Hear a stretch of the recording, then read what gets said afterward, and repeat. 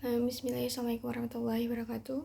Ismi Siti Waryani, NIM 232111369. Di sini saya akan mempresentasikan untuk mata kuliah usul fikih yang terdiri dari penjelasan lafadz dilalah yang jelas.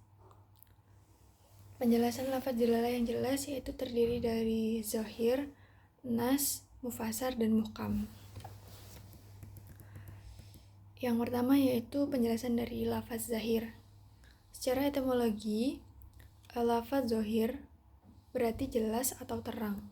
Dan dalam istilah usul fikih, zahir didefinisikan dengan lafaz yang menunjukkan makna dengan petunjuk yang kuat, di mana salah satu makna yang jelas dibandingkan yang lain. Dan salah satu contohnya tersendiri yaitu penggunaan lafaz zahir dalam Al-Quran dalam surat Al-Baqarah ayat 275, yang dimana Allah mengatakan jual beli dan mengharamkan riba. Dan hukum yang ditunjukkan oleh lafaz zahir adalah wajib untuk diamalkan, dan selama tidak ada dalil yang menafsirkan atau menaskannya.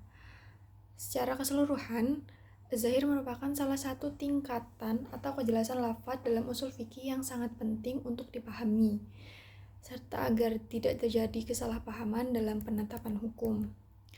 Penjelasan yang kedua yaitu penjelasan nas. Nas secara umum berarti lafaz atau teks yang menunjukkan makna yang jelas tanpa memerlukan penafsiran tambahan. Di sini penjelasan karakteristik nas yaitu ada 3, dari kejelasan makna, kejelasan berdasarkan susunan kalimat, dan serta kejelasan hukum yang mengikat. Yang pertama, kejelasan makna. Kejelasan makna menunjukkan makna yang langsung atau tidak ambigu sehingga dapat dipahami dengan mudah. Yang kedua, berdasarkan susunan kalimat. Makna nas ditentukan oleh susunan kalimat itu sendiri, baik itu lafaz yang jelas atau zahir maupun lafaz yang lebih mendalam atau mufasir. Yang ketiga, yaitu hukum yang mengikat. Hukum yang mengikat adalah hukum yang ditetapkan melalui nas atau bersifat wajib untuk diikuti dan selama tidak ada dalil yang mengubah atau membatalkannya. Contoh nas itu sendiri yaitu yang pertama, contoh dari surat Al-Quran ayat Al-Ma'idah ayat 38 yang bunyinya, laki-laki yang mencuri dan perempuan yang mencuri, maka potonglah tangannya. Dan contoh yang kedua yaitu dari hadis Abu Hurairah yang berisi air laut itu suci dan halal bagi bangkainya. Sudah jelaskan seperti ikan, cumi, udang, dan lain sebagainya. Dan contoh yang ketiga yaitu surat Al-Baqarah ayat 275 yang berisi dan Allah menghalalkan jual beli dan mengharamkan riba. Penjelasan yang ketiga yaitu mufasar. Penjelasan dari mufasar itu sendiri yaitu mufasar adalah lafaz yang dengan sigotnya sendiri memberikan petunjuk kepada maknanya yang terperinci, sehingga tidak ada kemungkinan atau takwil penafsiran yang lain yang tidak ditunjuk oleh sigatnya. Dalam artian lain, mufasar tidak membutuhkan penjelasan dari luar untuk memahami maknanya itu sendiri. Karena apa? Karena maknanya sudah jelas dan terperinci. Contoh dari mufasar itu sendiri yaitu ada 3. Contoh pertama, contoh dari surat An-Nur ayat 4. Yang ini menjelaskan tentang hukum potongan tangan bagi pencuri.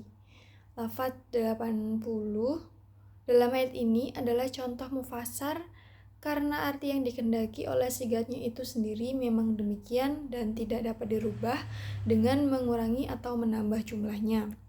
Contoh yang kedua yaitu contoh dalam surat At-Taubah ayat 36. Dalam lafaz ini seluruhnya. Dalam ayat ini meniadakan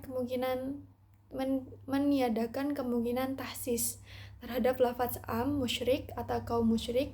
Dengan ada lafaz itu berarti atau yang dimaksud sudah jelas tanpa membutuhkan penjelasan dari luar. Dan contoh yang ketiga yaitu surat Al-Baqarah ayat 43 dan Al-Imran ayat 97.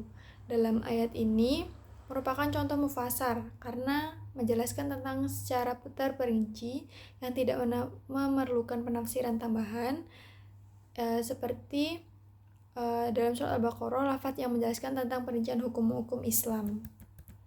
Jadi di sini mufasar adalah ayat yang dengan sendirinya memberikan petunjuk kepada makna yang terperinci sehingga tidak membutuhkan penafsiran tambahan. Seperti itu. Dan yang keempat yaitu muhkam. Apa sih itu muhkam? Muhkam terdiri dari 3 makna, yaitu makna yang jelas, makna yang tidak memerlukan takwil, dan makna yang berisi perintah atau larangan. Makna yang jelas yaitu ayat muhkam yang memiliki arti pasti dan mudah dipahami oleh semua kalangan termasuk orang awam. Yang kedua, makna yang tidak memerlukan takwil, yaitu makna yang dapat dipahami tanpa penjelasan tafsir tambahan. Yang ketiga yaitu berisi perintah atau larangan. Di situ banyaknya ayat muhkam yang mengandung instruksi langsung kepada umat muslim, seperti perintah untuk beribadah atau larangan untuk berbuat perbuatan yang tertentu ataupun dosa. Contohnya di sini ada 3 ayat. Yang pertama yaitu surat Al-Baqarah ayat 21. Di situ dijelaskan, "Wahai manusia, hendaklah engkau beribadah kepada Tuhanmu yang telah menciptakanmu dan orang-orang sebelummu agar engkau bertakwa." Di situ sudah jelas ya guys. Dan yang kedua yaitu surat Al-Baqarah ayat 183. Di situ juga menjelaskan tentang, "Hai orang-orang beriman, diwajibkanlah atas kamu berpuasa," dan sebagainya. Nanti bisa dibaca sendiri ayatnya.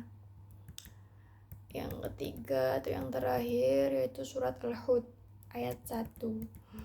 Di situ penjelasannya yaitu alif lam ra, ya, dan pada artinya suatu kitab ayat-ayatnya disusun dengan rapi serta dijelaskan secara terperinci. Maybe enough my presentation. Mungkin itu aja presentasi dari saya, dan kurang lebihnya mohon maaf. Terima kasih. Assalamualaikum. Dadah.